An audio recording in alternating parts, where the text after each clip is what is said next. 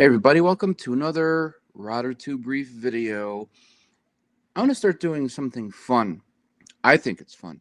Reaction videos. If you're new to the channel, I've been doing this for about 10 years. I can't believe it. Saltwater Aquarium Care. And I'm going to do a reaction video for this gentleman's video. YouTube channel Reef Rookies.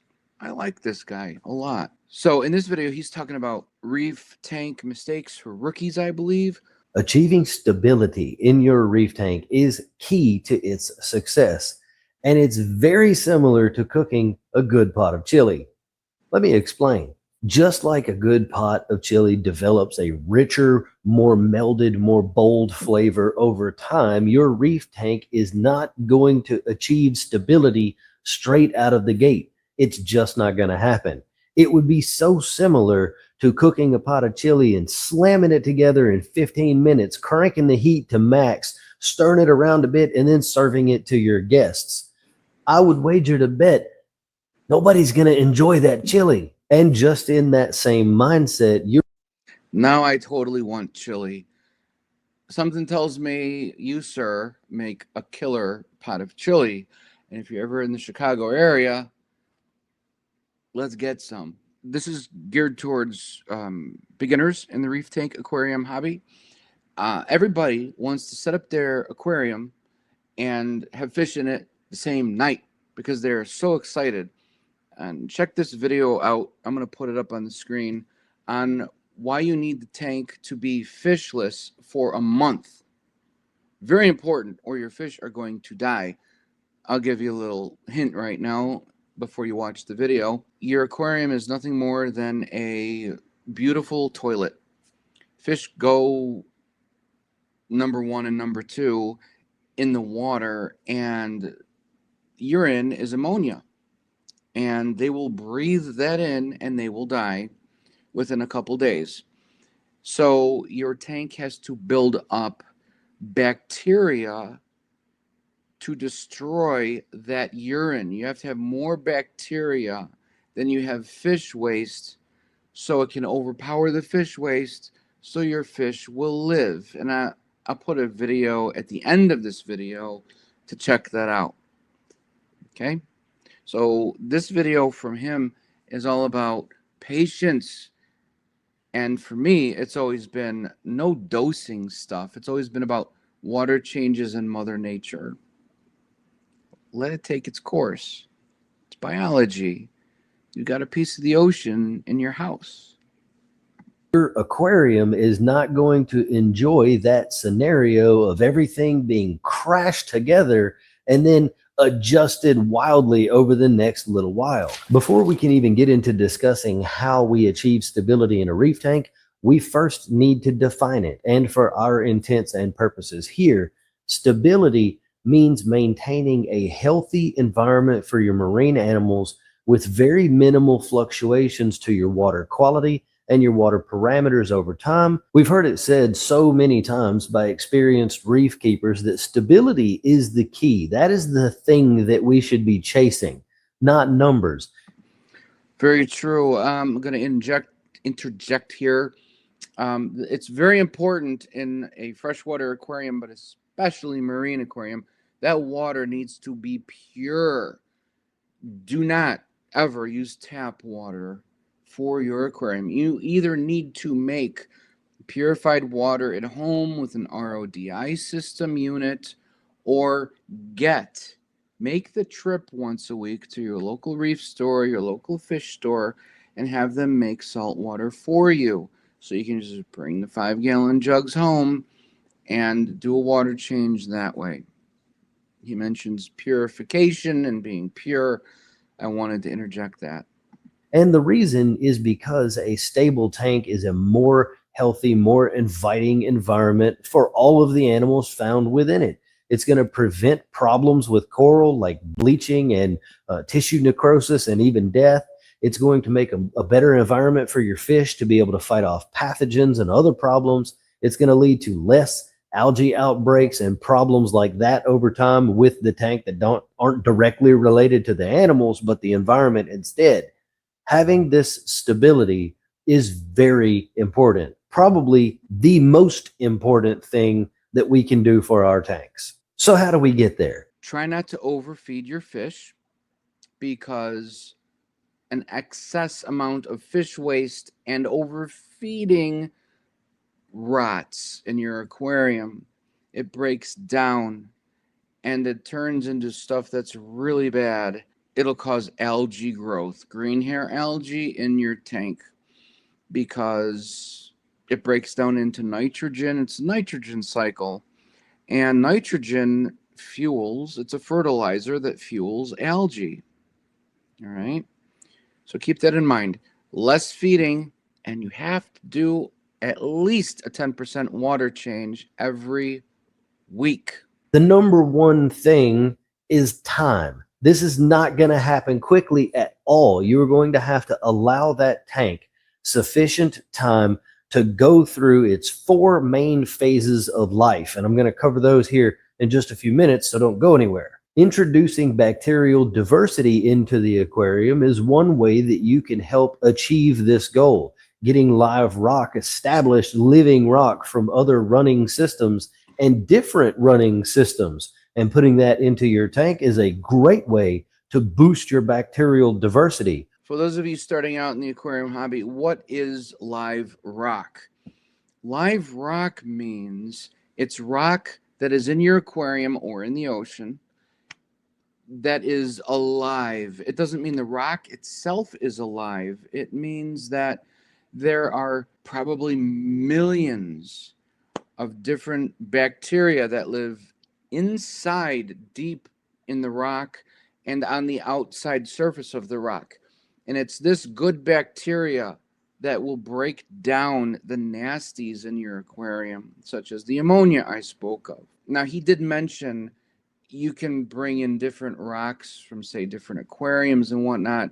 The danger with doing that is if someone has parasites in their water, in their aquarium, and you take some rock out of their tank thinking you're doing a really good job at setting up your aquarium because you're going to seed your tank with bacteria with a live rock already, to seed your bacteria so the bacteria can colonize to the other rocks in your aquarium and grow. That's a great idea, but if that person has parasites in their aquarium, such as ick or marine velvet is actually like a form of algae. It's the oldest living form, been around for millions of years. It'll wipe your fish out within a few days max. So be very careful and mindful of where you get your live rock from. I personally would never buy live rock from a reef store, your local fish store. It's best to just buy dry rock off the shelf and put it in your tank. Go get some shrimp from the butcher, the stuff that you're going to barbecue, the dead stuff. Just throw it in there without any fish. Let it rot. It's going to form bacteria on its own that will colonize on your aquarium rocks and in your sand bed. And it's going to take about 6 weeks, roughly, okay? That's the way to go. So you can put live rock, but please make sure you get it from a reliable source, a healthy aquarium. Be running with their own separate individual microbiomes. And if you can get a rock from this friend and a rock from that store and put that into your tank, you're going to be introducing those diversifications in biome into your aquarium. And diversity is actually one of the main keys to stability, because you have all of these different organisms doing all these different jobs, and they're all using up different elements and minerals and nutrients and all of that stuff. So eventually so much is being consumed and then output that you reach this equilibrium with the tank where it's just chilling. Introducing this bacterial diversity into the tank earlier in the tank's life can help you get to that road of stability faster, but it's still not going to be a quick process. It is going to take a while. Now, there are basically 4 different phases of a reef aquarium's life. Before we get into this, let me just say that you can buy bacteria in a bottle, right? There's like Dr. Tim's beneficial bacteria or whatever. Sure, that can help, but there's nothing better and nothing more powerful than Mother Nature. So bacteria in a bottle is fine, but keep in mind that that bacteria can die. You don't know how long that bottle's been on the shelf. I think you can go for months, right? But don't put a bottle of bacteria in thinking that it's going to be the end all be all and that your tank is going to be cycled, meaning there's more bacteria than there is the nasties. You could do that as like an aid, but I wouldn't count on it as the end all be all. I would personally just let Mother Nature again cycle through and put some food in there, some fish food or some shrimp. Let it start to decay and test your ammonia level. I'll put it in the video description below. In the first comment, I'll pin it. An ammonia badge. It's a great little badge that suction cups to the inside of your aquarium. It's like 2 inches by 2 inches or something like that. And it color changes with how much ammonia is in your aquarium. And as you put food in it to start the cycle, the ammonia will start to spike. And then when it drops and you have zero ammonia, that's when you have enough bacteria in the tank to battle the ammonia that's been created from the decaying food you put in there. And that's when you can put your first fish in. I would recommend like 1 or 2 clownfish, right? Because then they're going to go to the bathroom and create more ammonia than the bacteria has to grow and colonize to defeat that extra ammonia that you just added because there's fish now peeing in your tank, okay? So this is a whole biological thing. You just can't throw fish in right away the first night, put like 6 fish in there because they're going to die. So, and then after another month, you could put another fish in. And a month or so, a few weeks maybe, another fish in, especially if it's a smaller fish. Ammonia badge by Seachem, some people say Seachem, is a great thing. My tank has been cycled for years, but I still keep an ammonia badge on it. I don't know why. I don't need it. Bam! And I'm going to use this graph on the screen to explain what these phases are. Right over here at the bottom, we have the nitrogen cycle. Now, this is going to happen to every single tank that we set up, regardless of how we set it up. That's it what I might said. be longer for some people or shorter for other people. In the end, it's going to take anywhere from a couple weeks to about 8 weeks, maybe even 10 or 12 for this process to finish. Remember I said about 6 weeks? Yeah, so and be done in the tank, ready to move into the next phase, which is the ugly phase. The ugly phase can last anywhere from 0 days, because some people never even see it happen in their aquarium, all the way to the point of several weeks or maybe even months, depending on the water that you're using. This is largely accounted for by the silicate content in your water that you're using for your top off and stuff like that.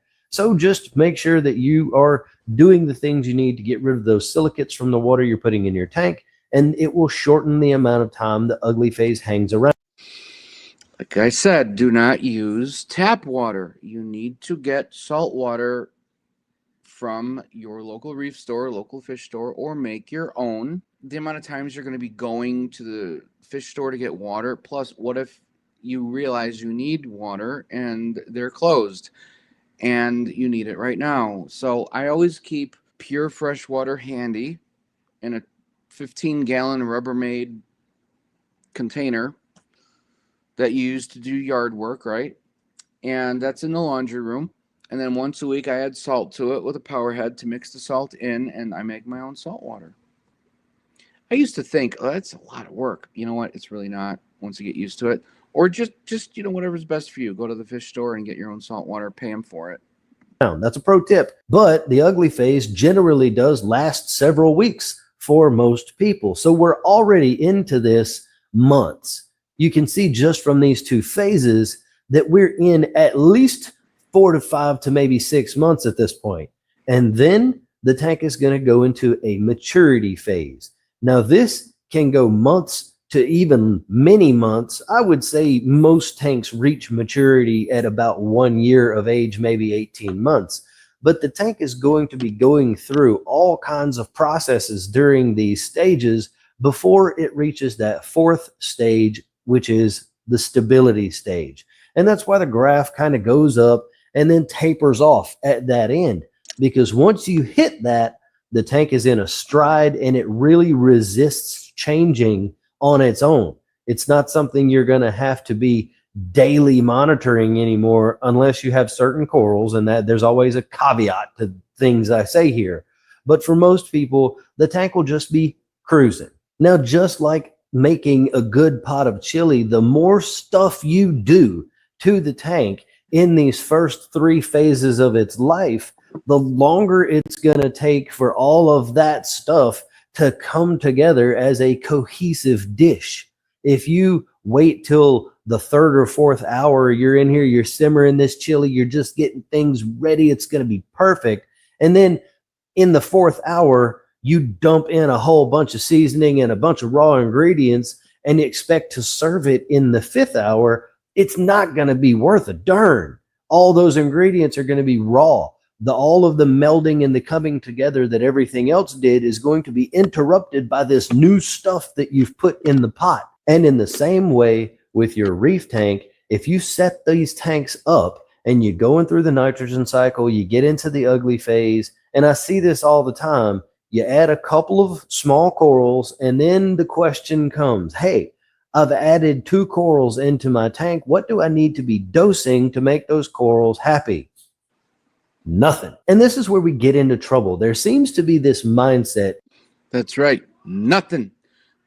So this is where your weekly water changes come into play. Your weekly water changes with new fresh salt water, not fresh water, but fresh salt water, will replenish the trace elements that are needed by the aquarium, such as magnesium, calcium. If you have a lot of hard corals, like the bony type coral, a hard coral, the coral is what looks like plants in your aquarium, the beautiful plants, the coral, they're going to need calcium to grow. And if you have a lot of coral, you might have to dose a little bit of calcium once in a while. But it's important to test your calcium levels or any levels before you dose anything. You know what? For the most part, for years, I never dosed. I still don't. I don't, except magnesium once in a while. But water changes even take care of that. A weekly water change of at least 10% of your aquarium water volume takes care of pretty much everything. In the reefing community now, that to have a successful tank, we have to dump a bunch of stuff in the tank. And that's just not the case. More often than not, you're going to see more success the more you leave the tank alone rather than dumping a bunch of stuff in it. Things like Red Sea AB+, Reef Roids, other amino acids, even dosing calcium, alkalinity, and magnesium sometimes is just flat out not needed. Most of the time it's not. In fact, it is only needed some of the time. And usually the people who have that situation know that because they have a tank full of coral and their nutrients keep coming down and they reach a low point on their nutrients and they have to supplement feed these things to make sure they're getting what they need. For most people, we just don't have to put that stuff in the tank. Take my 300-gallon tank behind me, for example. I have a 300-gallon system and I have 80-something frags in this system of corals of all different types. I have Euphilia, I have SPS, I have Zoas, I have Pallies, I have rock flower anemones. I've got a whole range of corals in this tank.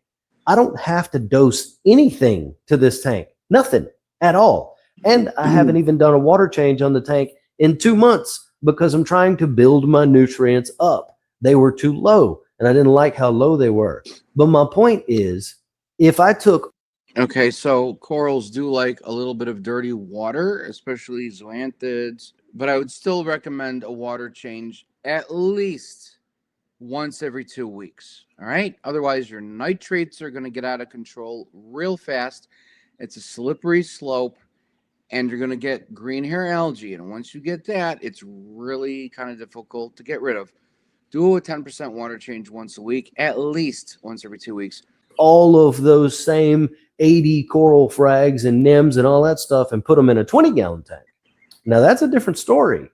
The ratio of the bioload of the corals to the amount of available nutrients and chemicals and elements in that volume of water is very different. And in that case, I might have to add something to the tank. So you can see how this is very tank individually specific.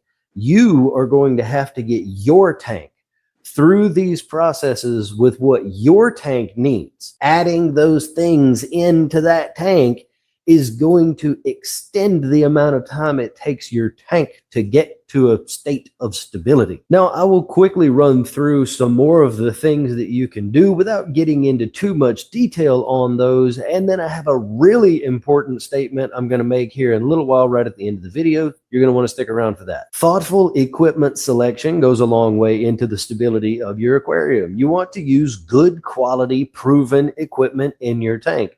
Now, I get it. The economy is trash and everybody's struggling and all of that. And I completely understand. I use a lot of Amazon products on my tank, but I tend to go towards the products that at least have had some time on the market for them to be developed and the kinks worked out. I don't fall into that category of people who believe that you have to buy the most expensive thing available for it to be good. I have seen $1,000 lights melt when $50 lights were used as their replacement and lasted for years after that. You know what? As with anything in life, you do get what you pay for. But I've found that in the saltwater aquarium hobby, you don't need the most expensive, best brand, right? I've got a whole list. Look in my video description.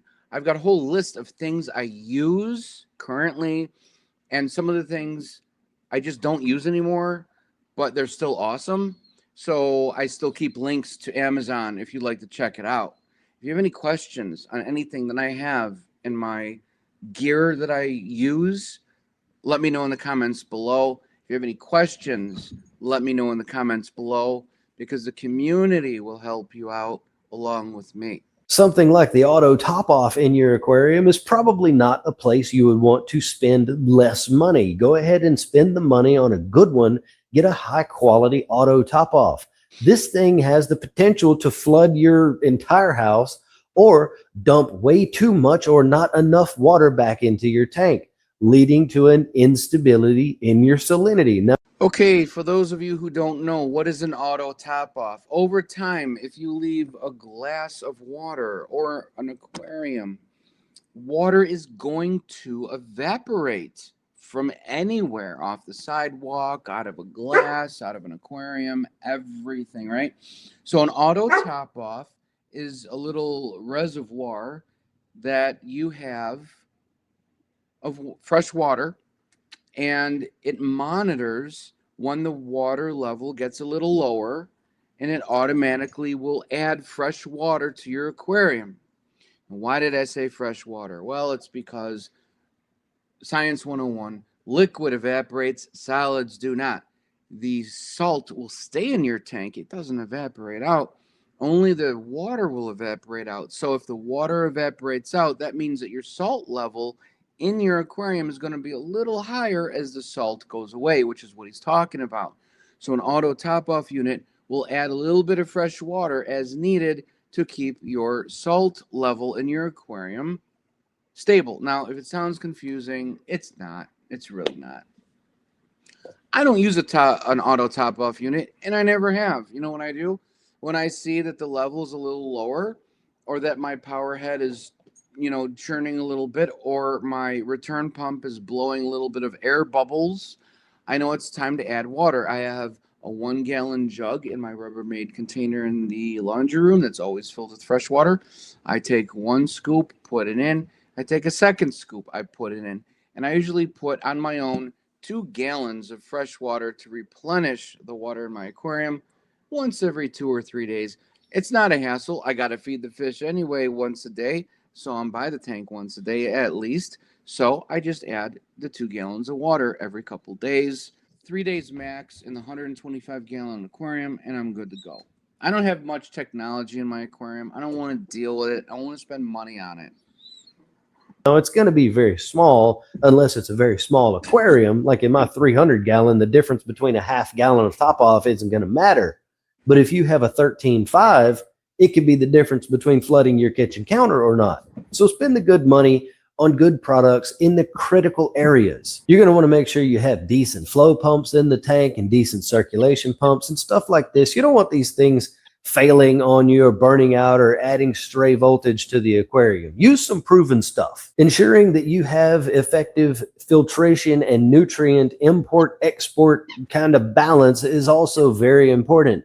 For example, you wouldn't want to run a Tidal 110 hang on the back filter on a 600-gallon shark tank. And I know that's a wild example, but it illustrates the point. You have to match all of these things together, keeping in mind that we are building ecosystems, not fish tanks. Regular maintenance is another part of stability that is often overlooked by so many people, because what we do to the tank also has to be stable and consistent. Any changes we make need to be made on a routine, and they need to be small. If you're going to make some kind of adjustment to the aquarium, it's much better to do that in small incremental adjustment over days or even weeks, rather than one large crashing adjustment all at one time. Sorry about the dogs, by the way. And he's right. That goes for lighting. If you say, hey, my corals need a little bit of light, because your corals actually feed on light more than they do food. People will feed their coral. You don't need to do that really. Once a week, maybe, but not even. I don't do it. My corals are fine. Lighting is the best. And if you want to pump your lights up a little bit, you do it a little bit at a time, and then you wait a few weeks before pumping it up a little more, as an example. That even I make mistakes after all of this time. I'm showing you these mistakes so that you don't make them too. I knew better, but I did it anyway. I was like, I've done this before. It's not going to be that bad. It's going to be a slow increase. Wrong. And now it's going to take me weeks to revert that slowly enough that it doesn't cause more stress and damage to my corals. I've seen the difference. All my Euphilia over here are a little bit more closed up than normal. My Zoas are kind of scrunched in a little bit. They're just not that happy. And it's because I made a change that was too big and fluctuated things too quickly, thereby destroying any stability that I had in the aquarium. A couple of other things that you could look into and think about is gradually adding your livestock over time. You don't want to put a whole bunch of stuff in the tank all at once. That's sort of an obvious one. And even getting into computer automation control, something like the Hydros architecture. I'm a tech geek, dork, nerd. But when it comes to aquariums, I like simplicity and I rely on Mother Nature. I'm not saying it's wrong. I'm just saying, for me, I do not have all the technology, such as the pumps and the computers and the things. And nope, I don't dose anything. I rely on Mother Nature and water changes. Keep it simple, less electrical cables, less electricity, less clutter, less mess, less. You add this, then you got to add this. Then you add this, then you got to dose this. And it gets out of control real fast. Automation for the aquarium where it monitors things and reports them back to you. You can dig into that if you want to. But any of that kind of stuff, like a heater controller and things like that, is going to add to the tank's ability to remain consistent and remain stable. One very important point that I'd like to make that a lot of people sometimes forget about, or maybe we don't think about, and we don't plan this into our tank build, is emergency preparedness. And I have videos on that, specifically detailing the things that you can do if there's an emergency power outage. You have to think about that. At this point, if this tank crashed because of a power outage, I would lose probably somewhere between $1,000 and $2,000 in corals and fish. I don't want to do that. So I have a generator that I can connect to my home. I also don't have anything like that either. Maybe I should. I don't know. And run as long as I need to run it and it will supply my entire house with power. That is simply not an option for some people. I am fortunate that we were able to get one, and I would like to thank my channel members for being helpful in that area. Your contributions monthly to the Reef Rookies mission of respectful reef keeping absolutely played a role in me being able to get that backup generator for my house. You're going to have to try to maintain the same environment as you have been with that tank, or things are going to go south. Most importantly, realize that stability in your aquarium is a months to potentially even years long game, depending on how you set the tank up. You are never going to get a tank to go from the nitrogen cycle to the stability phase back to back. It's just not going to happen. Okay, guys, so that's the end of that video. I apologize. I don't know how much of the barking you heard from the dogs here. Every time I want to get on the phone or do a video, they always have to start. Anyway, I hope you enjoyed this video. If you have any questions or comments, leave them down below. And as always, happy reefing, and I'll see you in the next video.